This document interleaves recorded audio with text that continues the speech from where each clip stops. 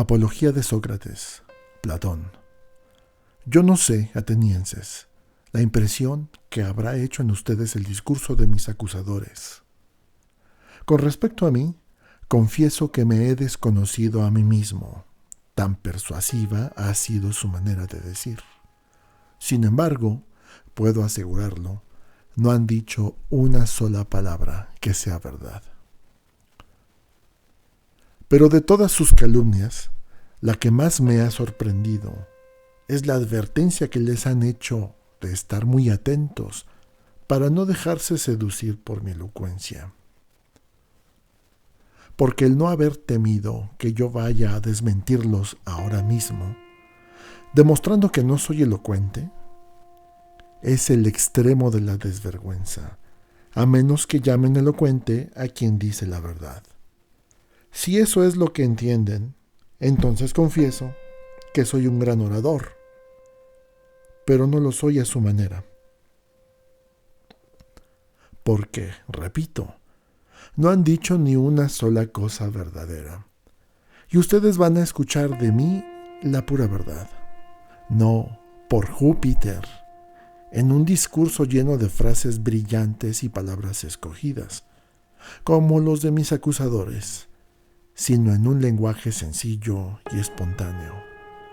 Pues confío en lo que digo, la verdad, y nadie debe esperar otra cosa de mí. ¿No sería propio de mi edad, atenienses, venir ante ustedes como un joven que hubiera preparado un discurso?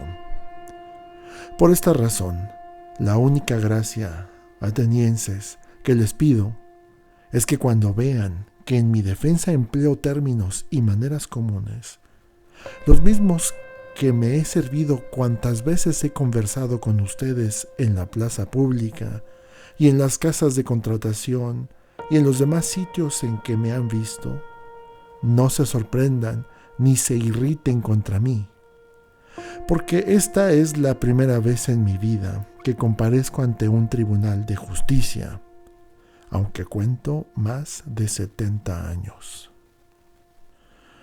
Por lo pronto, soy extraño al lenguaje que aquí se habla.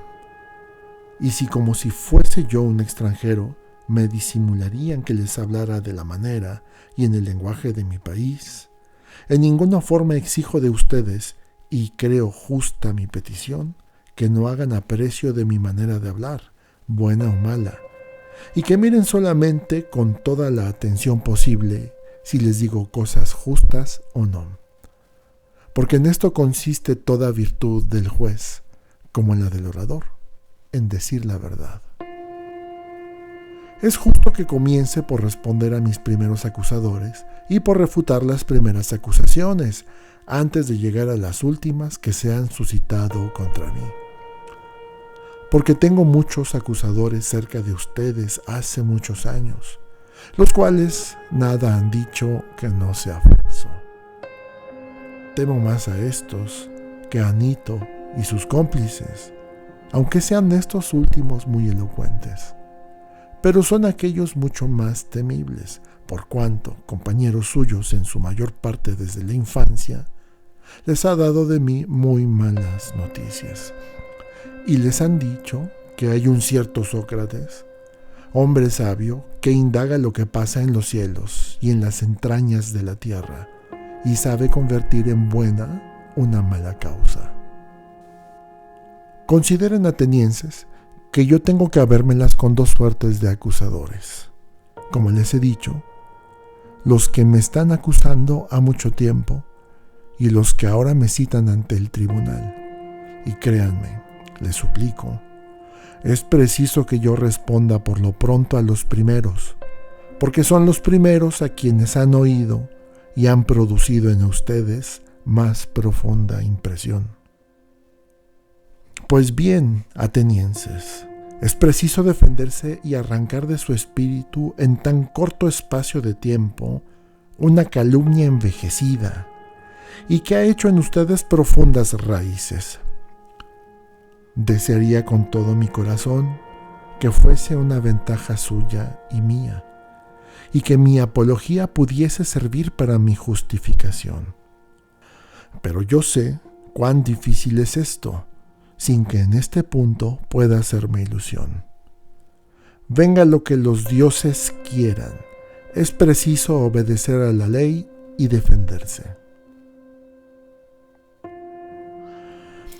Remontémonos, pues, al primer origen de la acusación, sobre la que he sido tan desacreditado y que ha dado a Melito confianza para arrastrarme ante el tribunal. ¿Qué decían mis primeros acusadores? Porque es preciso presentar en forma sus acusaciones como si apareciesen escritas y con los juramentos recibidos. Sócrates es un impío. Por una curiosidad criminal, quiere penetrar lo que pasa en los cielos y en la tierra. Convierte en buena una mala causa y enseña a los demás sus doctrinas. Los que han conversado conmigo y que están aquí en gran número, los conjuro a que declaren si jamás me oyeron hablar de semejante clase de ciencias, ni de cerca ni de lejos, y por esto conocerán ciertamente que en todos esos rumores que se han levantado contra mí, no hay una sola palabra de verdad. Y si alguna vez han oído que yo me dedicaba a la enseñanza y que exigía salario, es también otra falsedad. No es porque no tenga por muy bueno el poder instruir a los hombres, como lo hacen Gorgias de Leoncio, Pródico de Zeus e Hipías de Elea.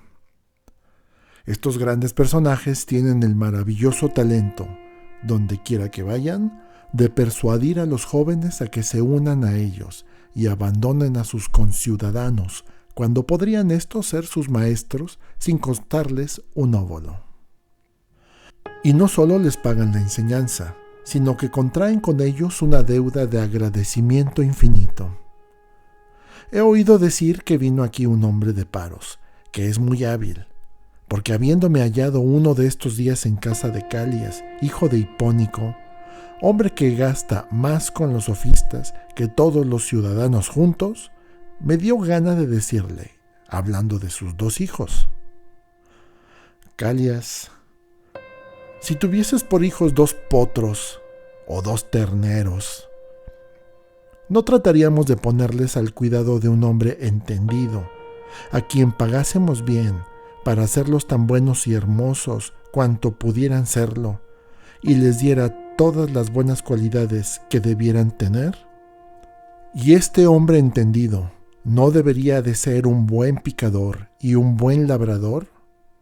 Y puesto que tú tienes por hijos hombres, ¿qué maestro has resuelto darles? ¿Qué hombre conocemos que sea capaz de dar lecciones sobre los deberes del hombre y del ciudadano? Porque no dudo que hayas pensado en esto desde el acto que has tenido hijos.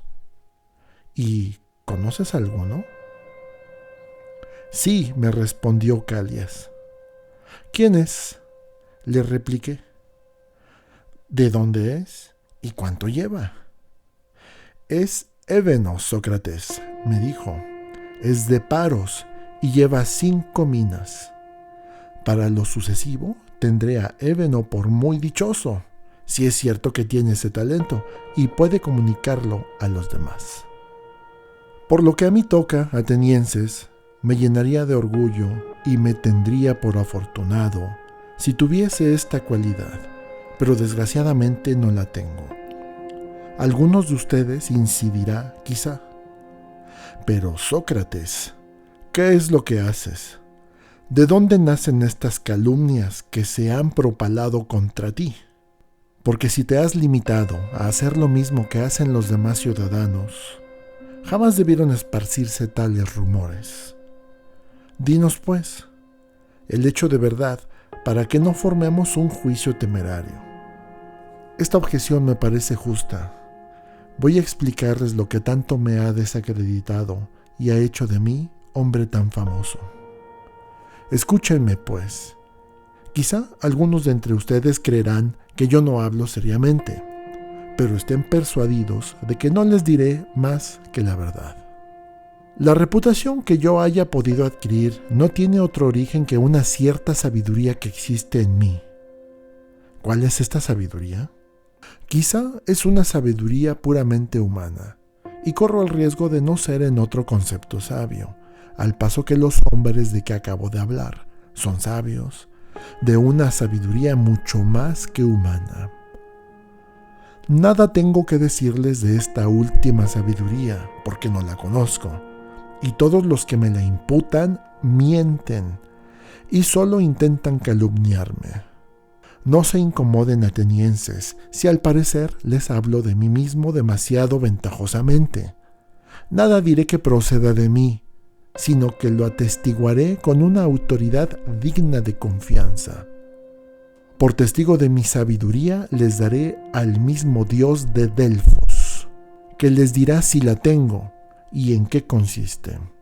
Todos conocen a Querofonte, mi compañero en la infancia, como lo fue de la mayor parte de ustedes, y que fue desterrado con ustedes, y con ustedes volvió. Ya saben qué hombre era Querofonte, y cuán ardiente era en cuanto emprendía. Un día, habiendo partido para Delfos, tuvo el atrevimiento de preguntar al oráculo: les suplico que no se irriten, que está presente, podrá dar fe de ello. Tengan presente, atenienses, que les refiero todas estas cosas, pues es únicamente para hacerles ver de dónde proceden esos falsos rumores que han corrido contra mí. Cuando supe la respuesta del oráculo, dije para mí: ¿qué quiere decir el Dios? ¿Qué sentido ocultan estas palabras? Porque yo sé sobradamente que en mí no existe semejante sabiduría, ni pequeña ni grande. ¿Qué quiere, pues, decir al declararme el más sabio de los hombres? Porque Él no miente. La divinidad no puede mentir. Dudé largo tiempo del sentido del oráculo, hasta que por último, después de gran trabajo, me propuse hacer la prueba siguiente. Fui a casa de uno de nuestros ciudadanos que pasa por uno de los más sabios de la ciudad. Yo creía que allí, mejor que en otra parte, encontraría materiales para rebatir al oráculo y presentarle un hombre más sabio que yo, por más que me hubiere declarado el más sabio de los hombres. Examinando, pues, a este hombre, de quien baste decirles que era uno de nuestros grandes políticos, sin necesidad de descubrir su nombre, y conversando con él, me encontré con que todo el mundo le creía sabio, que él mismo se tenía por tal, y que en realidad no lo era. Después de este descubrimiento, me esforcé en hacerle ver que de ninguna manera era lo que él creía ser. Y he aquí ya lo que me hizo odioso a este hombre y a los amigos suyos que asistieron a la conversación. Luego que de él me separé, razonaba conmigo mismo y me decía: yo soy más sabio que este hombre. Puede muy bien suceder que ni él ni yo sepamos nada de lo que es bello y de lo que es bueno. Pero hay esta diferencia. Él cree saberlo aunque no sepa nada. Y yo, no sabiendo nada, creo no saberlo. Me parece, pues, que en esto yo, aunque un poco, era más sabio, porque no creía saber lo que no sabía. Desde allí me fui a casa de otro que se le tenía por más sabio que el anterior. Me encontré con lo mismo y me granjeé nuevos enemigos. No por esto me desanimé.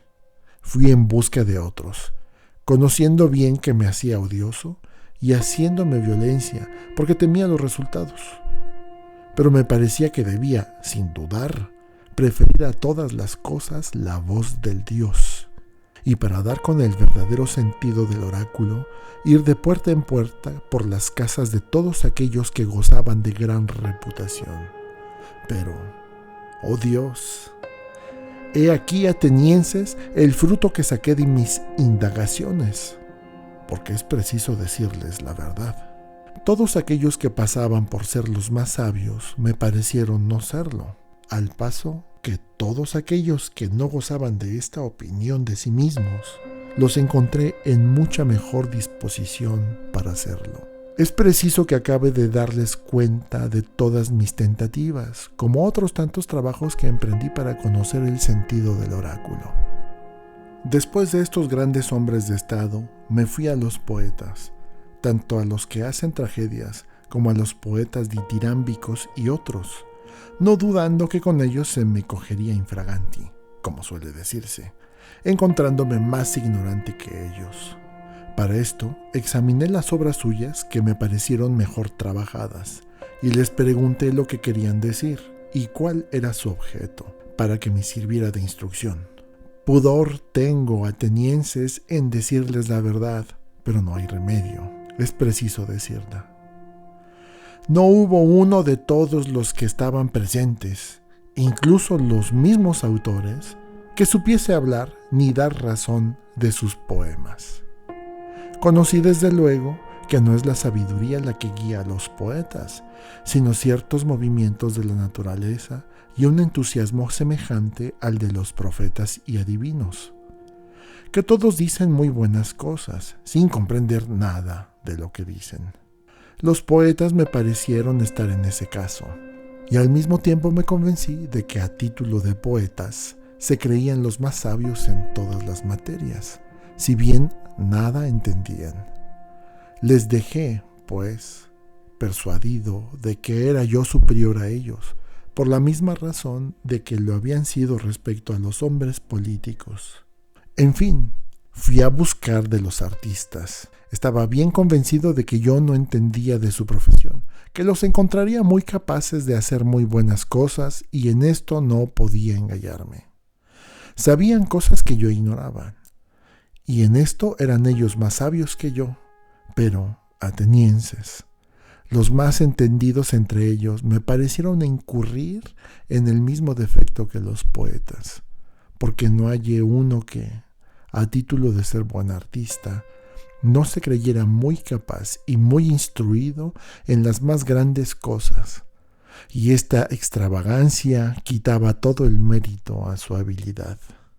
Me pregunté, pues, a mí mismo, como si hablara por el oráculo, si querría más ser tal como soy sin la habilidad de esas gentes, e igualmente sin su ignorancia, o bien tener la una y la otra y ser como ellos. Y me respondí a mí mismo y al oráculo que era mejor para mí ser como soy. De estas indagaciones atenienses han oído contra mí todos esos odios y estas enemistades peligrosas, que han producido todas las calumnias que saben, y me han hecho adquirir el nombre de sabio, porque todos los que me escuchan creen que yo sé todas las cosas sobre las que descubro la ignorancia de los demás. Me parece, atenienses, que solo Dios es el verdadero sabio, y que esto ha querido decir por su oráculo, haciendo entender que toda la sabiduría humana no es gran cosa, o por mejor decir, que no es nada. Y si el oráculo ha nombrado a Sócrates, sin duda se ha valido de mi nombre como ejemplo, y como si dijese a todos los hombres: el más sabio entre ustedes es aquel que reconoce, como Sócrates, que su sabiduría no es nada. Convencido de esta verdad, para asegurarme más y obedecer al Dios, continué mis indagaciones, no solo entre nuestros conciudadanos, sino entre los extranjeros, para ver si encontraba algún verdadero sabio, y no habiéndole encontrado tampoco, sirvo de intérprete al oráculo, haciendo ver a todo el mundo que ninguno es sabio. Esto me preocupa tanto que no tengo tiempo para dedicarme al servicio de la República ni al cuidado de mis cosas, y vivo en una gran pobreza a causa de este culto que rindo a Dios. Por otra parte, muchos jóvenes de las más ricas familias en sus ocios se unen a mí de buen grado, y tienen tanto placer en ver de qué manera pongo a prueba a todos los hombres, que quieren imitarme con aquellos que se encuentran.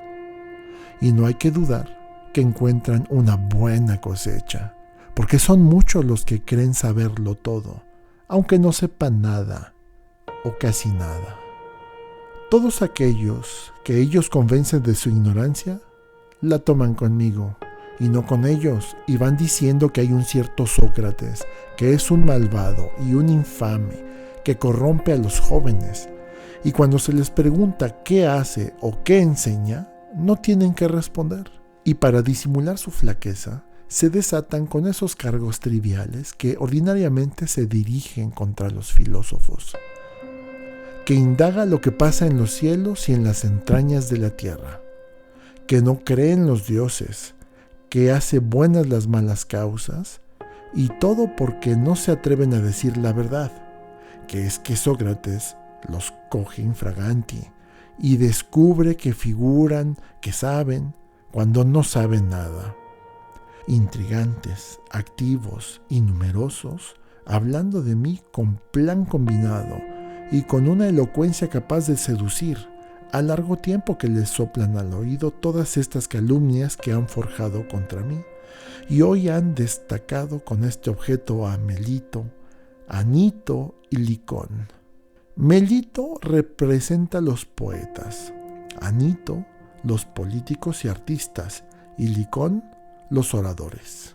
Esta es la razón porque, como les dije al principio, tendría por gran milagro si en tan poco tiempo pudiese destruir una calumnia que ha tenido tanto tiempo para echar raíces y fortificarse en su espíritu. He aquí, atenienses, la verdad pura. No les oculto ni disfrazo nada, aun cuando no ignoro que cuanto digo no hace más que envenenar la llaga. Y esto prueba que digo la verdad, y que tal es el origen de estas calumnias. Cuantas veces quieran tomar el trabajo de profundizarlas, sea ahora o más adelante, se convencerán plenamente de que es este el origen. Aquí tienen una apología que considero suficiente contra mis primeras acusaciones. Pasemos ahora a los últimos y tratemos de responder a Melito, a este hombre de bien tan llevado, si hemos de creerle, por el amor a la patria. Repitamos esta última acusación, como hemos enunciado la primera. Hela aquí, poco más o menos. Sócrates es culpable porque corrompe a los jóvenes, porque no cree en los dioses del Estado y porque en lugar de estos pone divinidades nuevas bajo el nombre de demonios. He aquí la acusación. La examinaremos punto a punto. Dice que soy culpable porque corrompo la juventud. Y yo, atenienses, digo que el culpable es Melito, en cuanto que, burlándose de las cosas serias, tiene la particular complacencia de arrastrar a otros ante el tribunal, queriendo figurar que se desvela mucho por las cosas por las que jamás ha hecho ni el más pequeño sacrificio, y voy a probárselo.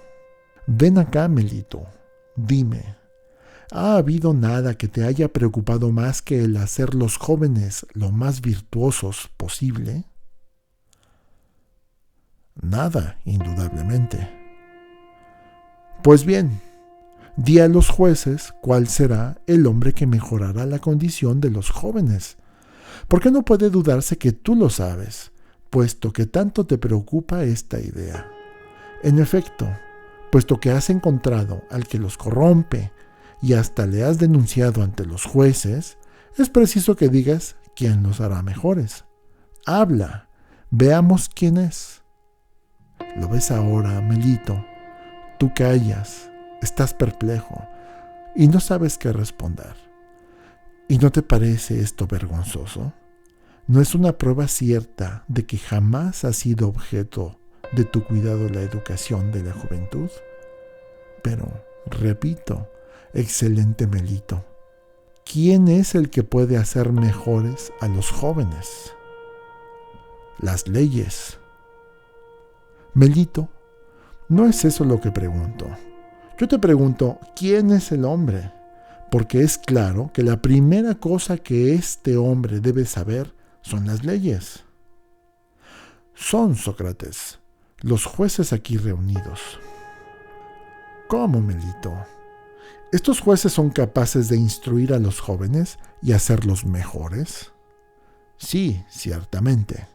Pero son todos estos jueces, ¿O hay entre ellos unos que pueden y unos que no pueden? Todos pueden. Perfectamente, por Juno. Nos has dado un buen número de buenos preceptores. Pero pasemos adelante. Estos oyentes que nos escuchan, ¿pueden también hacer los jóvenes mejores o no pueden? Pueden. ¿Y los senadores? Los senadores lo mismo. Pero, mi querido Melito, ¿todos los que vienen a la asamblea del pueblo corrompen igualmente a los jóvenes o son capaces de hacerlos mejores?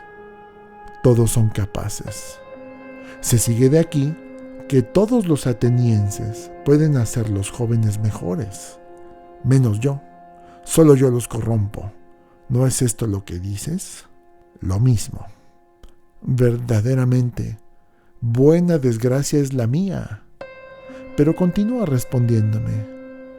¿Te parece que sucederá lo mismo con los caballos? ¿Pueden todos los hombres hacerlos mejores y que solo uno tenga el secreto de echarlos a perder? ¿O es todo lo contrario lo que sucede? ¿Es uno solo o hay un cierto número de picadores que pueden hacerlos mejores?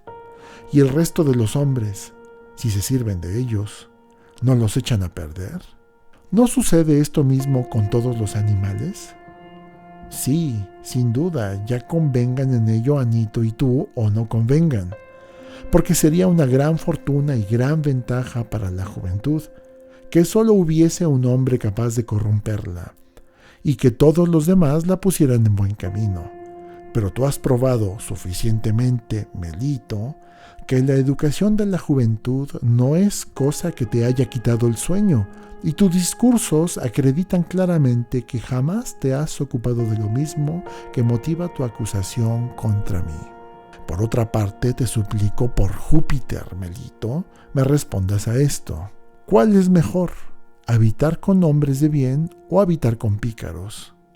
Respóndeme, amigo mío, porque mi pregunta no puede ofrecer dificultad. ¿No es cierto que los pícaros causan siempre mal a los que los tratan y que los hombres de bien producen a los mismos un efecto contrario?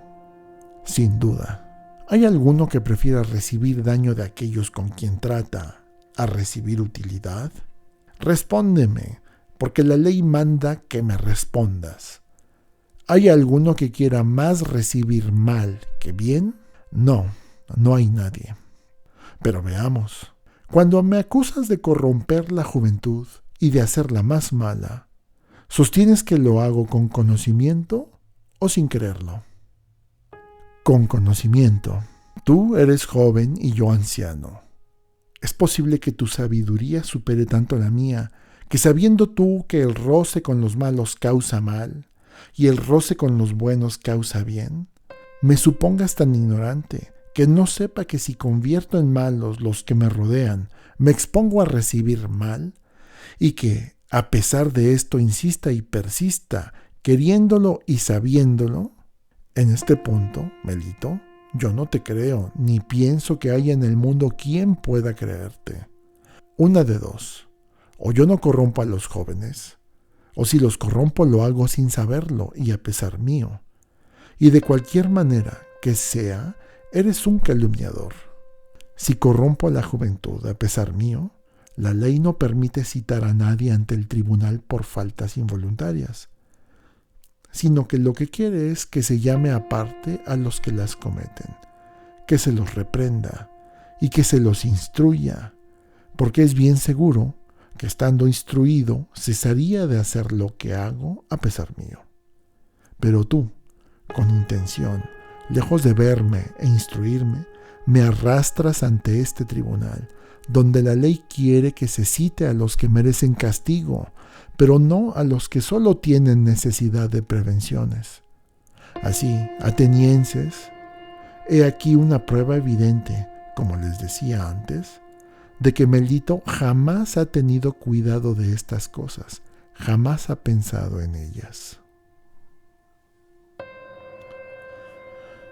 Sin embargo, responde aún y dinos, ¿cómo corrompo a los jóvenes? es, según tu denuncia, enseñándoles a no reconocer a los dioses que reconoce la patria y enseñándoles además a rendir culto bajo el nombre de demonios a otras divinidades? ¿No es esto lo que dices? Sí, es lo mismo. Melito, en nombre de esos dioses de que ahora se trata, explícate de una manera un poco más clara, por mí y por estos jueces, porque no acabo de comprender si me acusas de enseñar que hay muchos dioses, y en este caso, si creo que hay dioses, no soy ateo y falta la materia para que sea yo culpable, o si estos dioses no son del Estado. ¿Es esto de lo que me acusas? ¿O bien me acusas de que no admito ningún dios y que enseño a los demás a que no reconozcan ninguno? Te acuso de no reconocer ningún dios. Oh, maravilloso Melito, ¿por qué dices eso? ¿Qué? ¿Yo no creo como los demás hombres que el sol y la luna son dioses?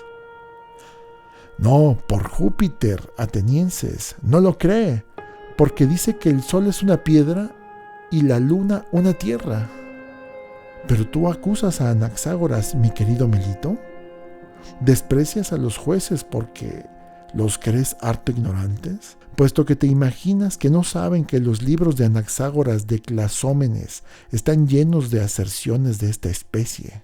Por lo demás, ¿qué necesidad tendrían los jóvenes de aprender de mí cosas que podrían ir a oír todos los días a la orquesta por un dracma a lo más? Magnífica ocasión se les presentaba para burlarse de Sócrates, si Sócrates se atribuyese doctrinas que no son suyas y tan extrañas y absurdas por otra parte. Pero dime, en nombre de Júpiter, ¿pretendes que yo no reconozco ningún dios? Sí, por Júpiter, tú no reconoces ninguno.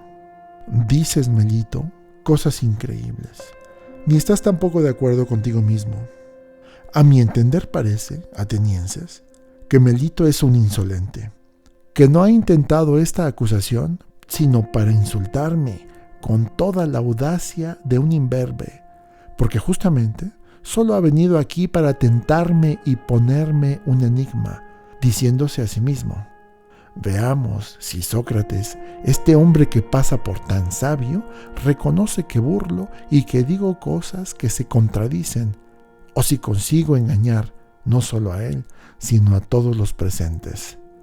Efectivamente, se contradice en su acusación, porque es como si dijera: Sócrates es culpable en cuanto no reconoce dioses y en cuanto los reconoce.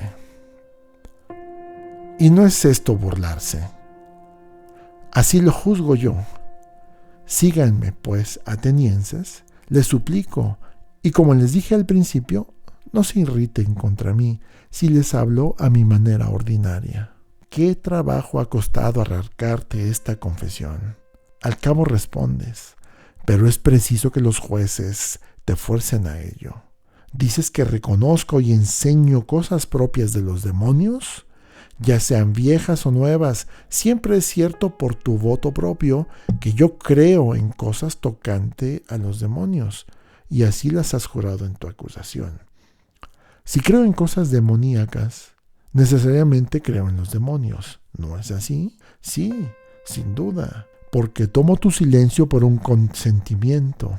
¿Y estos demonios, no estamos convencidos de que son dioses o hijos de dioses? ¿Es así? ¿Sí o no?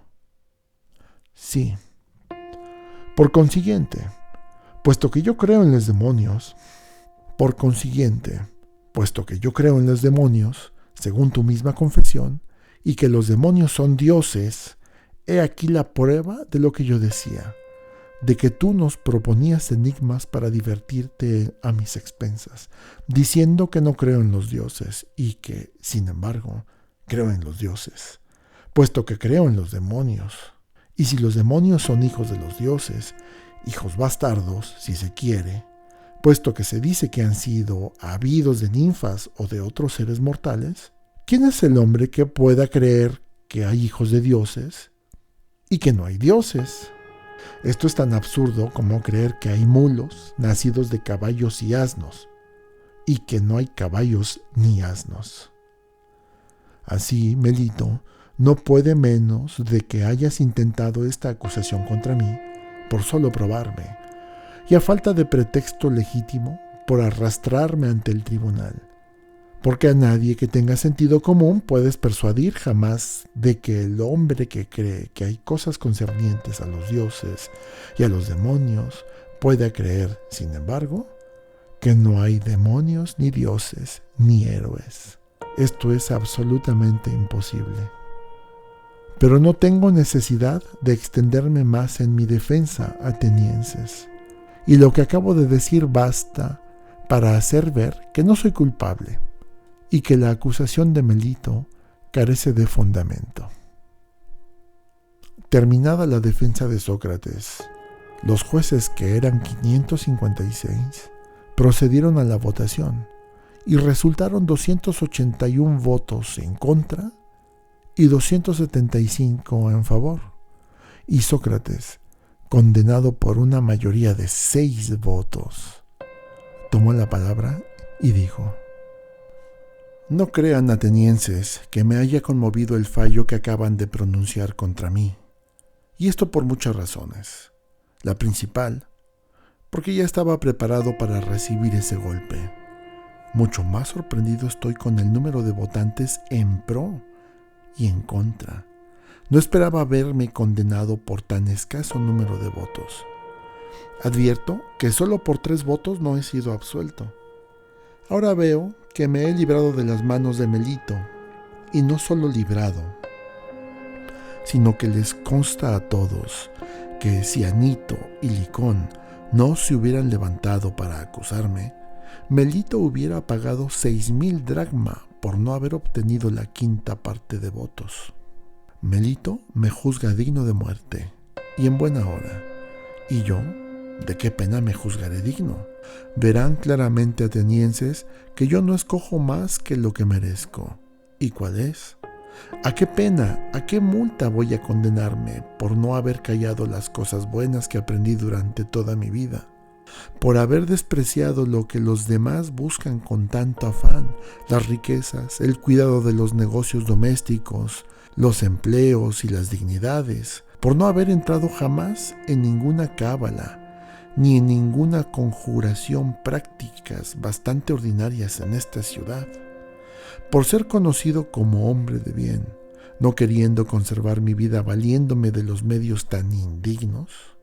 ¿A qué pena, a qué multa voy a condenarme por no haber callado las cosas buenas que aprendí durante mi vida, por haber despreciado lo que los demás buscan con tanto afán, las riquezas, el cuidado de los negocios domésticos, los empleos y las dignidades, por no haber entrado jamás en ninguna cábala, ni en ninguna conjuración, prácticas bastante ordinarias en esta ciudad, por ser conocido como hombre de bien, no queriendo conservar mi vida, valiéndome de medios tan indignos. Por otra parte, saben que jamás he querido tomar ninguna profesión en la que pudiera trabajar al mismo tiempo en provecho suyo y el mío, y que mi único objeto ha sido procurarles a cada uno de ustedes en particular el mayor de todos los bienes, persuadiéndoles a que no atiendan a las cosas que les pertenecen antes que al cuidado de sí mismos, para que hacerse más sabios y más perfectos, lo mismo que es preciso tener cuidado de la existencia de la República antes de pensar en las cosas que le pertenecen, y así de lo demás. Dicho esto, ¿de qué soy digno? De gran bien, sin duda, atenienses, si proporcionan verdaderamente la recompensa al mérito, de un gran bien que pueda convenir a un hombre tal como yo. ¿Y qué es lo que conviene a un hombre pobre, que es su bienhechor, y que tiene necesidad de un gran desahogo para ocuparse en exhortarlos? Nada le conviene tanto, atenienses, como el ser alimentado en el Pritáneo, y esto le es más debido a los que entre ustedes han ganado el premio en las corridas de caballos y carros en los Juegos Olímpicos, porque estos, con sus victorias, hacen que aparezcamos felices, y yo les hago, no en la apariencia, sino en la realidad. Por otra parte, estos no tienen necesidad de este socorro, y yo la tengo. Si en justicia es preciso adjudicarme una recompensa digna de mí, esta es la que merezco: el ser alimentado en el Pritáneo. Al hablarles así, atenienses, quizá me acusarán de que lo hago con la terquedad y arrogancia con que deseché antes los lamentos y las súplicas. Pero no hay nada de eso. El motivo que tengo es, atenienses, que abrigo la convicción de no haber hecho jamás el menor daño a nadie, queriéndolo y sabiéndolo. No puedo hoy persuadirles de ello, porque el tiempo que me queda es muy corto. Si tuviesen una ley que ordenase que un juicio de muerte durara muchos días, como se practica en otras partes, y no uno solo, estoy persuadido de que los convencería. Pero, ¿qué medio hay para destruir tantas calumnias en un tan corto espacio de tiempo? Estando convencidísimo de que no he hecho daño a nadie, ¿cómo he de hacérmelo a mí mismo, confesando que merezco ser castigado e imponiéndome a mí mismo una pena? ¿Qué? Por no sufrir el suplicio a que me condena Melito, suplicio que verdaderamente no sé si es bien o un mal, ¿iré yo a escoger alguna de esas penas que sé con certeza que es un mal y me condenaré yo mismo a ella? ¿Será quizá una prisión perpetua? ¿Y qué significa vivir siempre yo esclavo de los 11? ¿Será una multa y prisión hasta que la haya pagado? Esto equivale a lo anterior, porque no tengo con qué pagarla. ¿Me condenaré al destierro? Quizá confirmaría mi sentencia, pero era necesario que me obcecara bien el amor a la vida, atenienses. Si no viera que si ustedes, que son mis conciudadanos, no han podido sufrir mis conversaciones ni mis máximas, y de tal manera les han irritado que no han parado hasta deshacerse de mí, con mucha razón los de otros países no podrían sufrirme. Preciosa vida para Sócrates, si a sus años, arrojado de Atenas, se viera errante de ciudad en ciudad como un vagabundo y como un proscrito. Sé bien que, a doquiera que vaya, los jóvenes me escucharán, como me escuchan en Atenas, pero si los rechazo, harán que sus padres me destierren, y si no los rechazo, sus padres y parientes me arrojarán por causa de ellos. Pero me dirá quizá alguno: ¿qué, Sócrates? Si marchas desterrado, ¿no podrás mantenerte en reposo y guardar silencio? Ya veo que este punto es de los más difíciles para hacerlo comprender a algunos de ustedes. Porque si les digo que callar en el destierro sería obedecer a Dios, y que por esta razón me es imposible guardar silencio, no me creerían y mirarían esto como una ironía. Y si por otra parte les dijese que el mayor bien del hombre es hablar de la virtud todos los días de su vida y conversar sobre todas las demás cosas que han sido objeto de mis discípulos, ya sea examinándome a mí mismo, ya examinando a los demás, porque una vida sin examen no es vida, aún me creerían menos. Así es la verdad, atenienses, por más que se le resista creerla. En fin, no estoy acostumbrado a juzgarme acreedor a ninguna pena. Verdaderamente, si fuese rico, me condenaría a una multa tal que pudiera pagarla, porque esto no me causaría ningún prejuicio, pero no puedo, porque nada tengo, a menos que no quieran que la multa sea proporcionada a mi indigencia. Y en este concepto podría extenderme hasta una mina de plata, y a esto es a lo que yo me condeno. Pero Platón, que está presente, Critón, Critóbulo y Apolodoro, quienes me extiendan hasta 30 minas, de que ellos responden. Me condeno, pues, a 30 minas, y he aquí mis fiadores, que ciertamente son de mucho abono. Habiéndose Sócrates condenado a sí mismo a la multa por obedecer a la ley, los jueces deliberaron y le condenaron a muerte. Y entonces Sócrates tomó la palabra y dijo: En verdad, atenienses, por demasiada impaciencia y precipitación, van a cargar con un baldón y dar lugar a sus envidiosos enemigos a que acusen a la República de haber hecho morir a Sócrates, a este hombre sabio, porque para agravar su vergonzosa situación, ellos me llamarán sabio, aunque no lo sea. En lugar de que si hubiesen tenido un tanto de paciencia, mi muerte venía de suyo y habrían conseguido su objeto, porque ya ven que en la edad que tengo estoy bien cerca de la muerte. No digo esto por todos los jueces, sino tan solo por los que me han condenado a muerte, y a ellos es a quienes me dirijo. ¿Creen que yo hubiera sido condenado si no me hubiera reparado en los medios para defenderme? ¿Creen que me hubieran faltado palabras insinuantes y persuasivas? No son las palabras atenienses las que me han faltado. Es la impudencia de no haberles dicho cosas que hubieran gustado mucho de oír.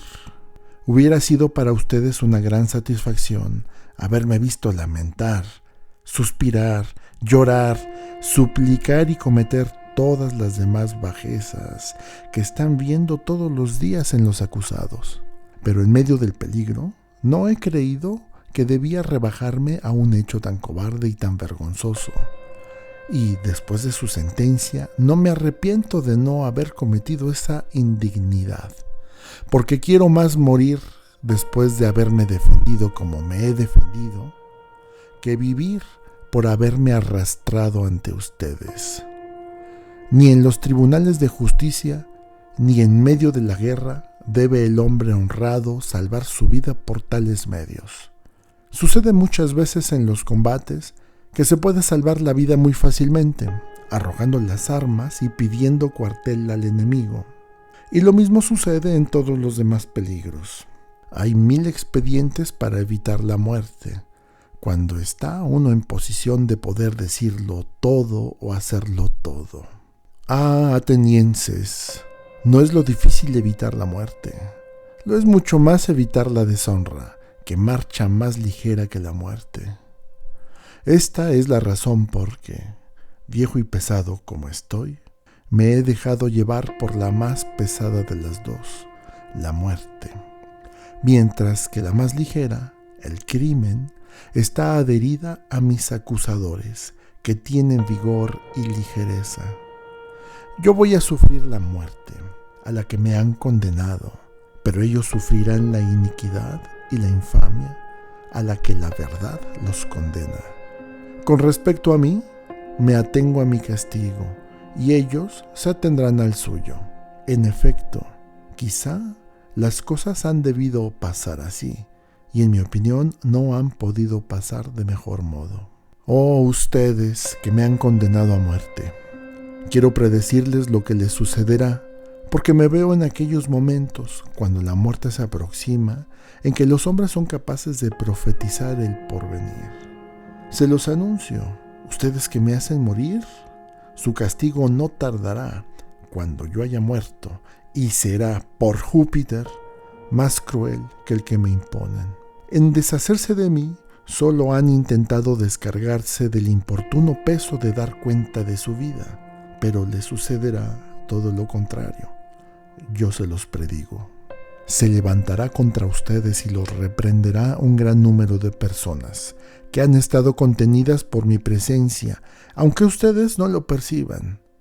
Pero después de mi muerte, serán tanto más importunos y difíciles de contener, cuanto que son más jóvenes, y más se irritarán ustedes, porque si creen que basta matar a unos para impedir que otros les echen en cara que viven mal, se engañan. Esta manera de libertarse de sus censores ni es decente ni posible. La que es a la vez muy decente y muy fácil es no cerrar la boca a los hombres, sino hacerse mejor. Lo dicho basta para los que me han condenado, y los entrego a sus propios remordimientos. Con respecto a los que me han absuelto con sus votos, atenienses, conversaré con ustedes con el mayor gusto mientras los 11 estén ocupados y no se me conduzca al sitio donde deba morir. Concédanme, les suplico, un momento de atención, porque nada impide que conversemos juntos. puesto que da tiempo. Quiero decirles, como amigos, una cosa que acaba de sucederme y explicarles lo que significa. Sí, jueces míos. Y llamándoles así, no me engaño en el nombre. Me ha sucedido hoy una cosa muy maravillosa.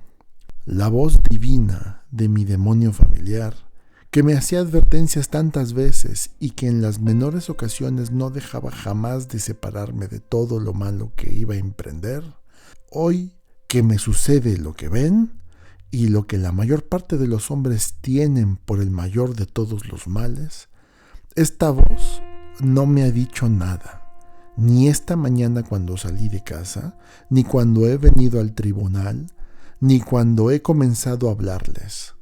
Sin embargo, me ha sucedido muchas veces que me ha interrumpido en medio de mis discursos y hoy a nada se ha opuesto, haya dicho o hecho yo lo que quisiera. ¿Qué puede significar esto? Voy a decírselo. Es que hay trazas de que lo que me sucede es un gran bien, y nos engañamos todos sin duda si creemos que la muerte es un mal. Una prueba evidente de ello es que si yo no hubiese de realizar hoy ningún bien, el Dios no hubiera dejado de advertírmelo como acostumbra.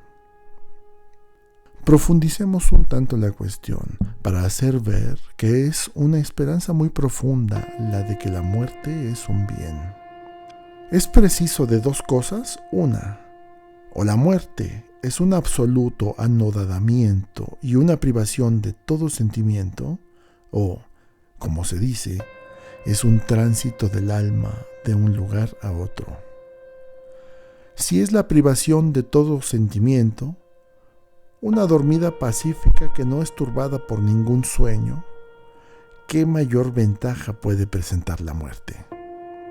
Porque si alguno, después de haber pasado una noche muy tranquila, sin ninguna inquietud, sin ninguna tribulación, sin el menor sueño, la comparase con todos los demás días y con todas las demás noches de su vida, y se le obligase a decir en conciencia cuántos días y noches habían pasado que fuesen más felices que aquella noche, estoy persuadido de que no solo un simple particular, sino el mismo gran rey, encontraría bien pocos y le sería muy fácil contarlos.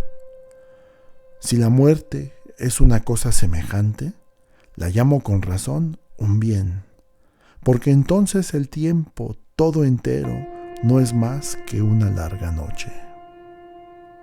Pero si la muerte es un tránsito de un lugar a otro, y si, según se dice, allá abajo está el paradero de todos los que han vivido, ¿qué mayor bien se puede imaginar, jueces míos?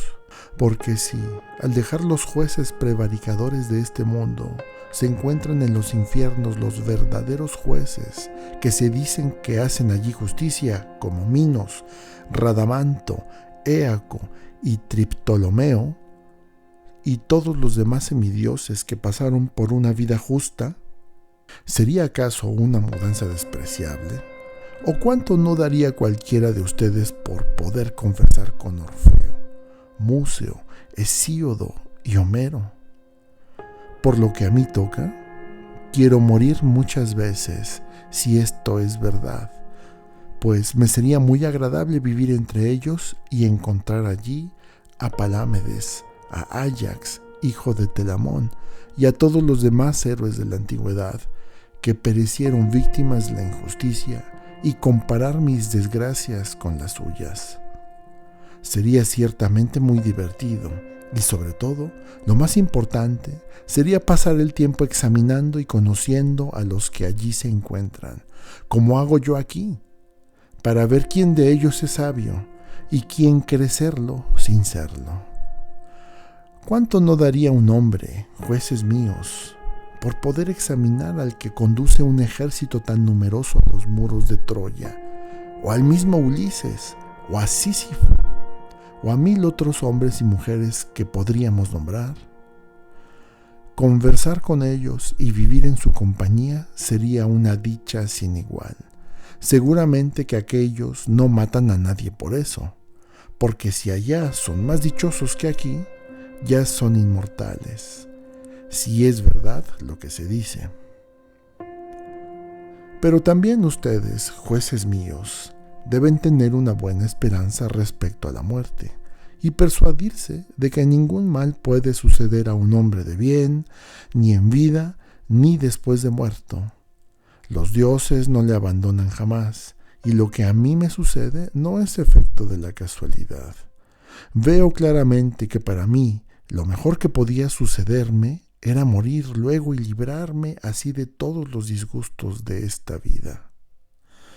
He aquí que por qué la voz divina nada ha dicho este día. No tengo ningún resentimiento contra mis acusadores, ni contra los que me han condenado, aun cuando no haya sido su intención hacerme un bien, sino por el contrario, hacerme un mal, lo que sería un motivo para quejarme de ellos. Pero solo una gracia tengo que pedirles.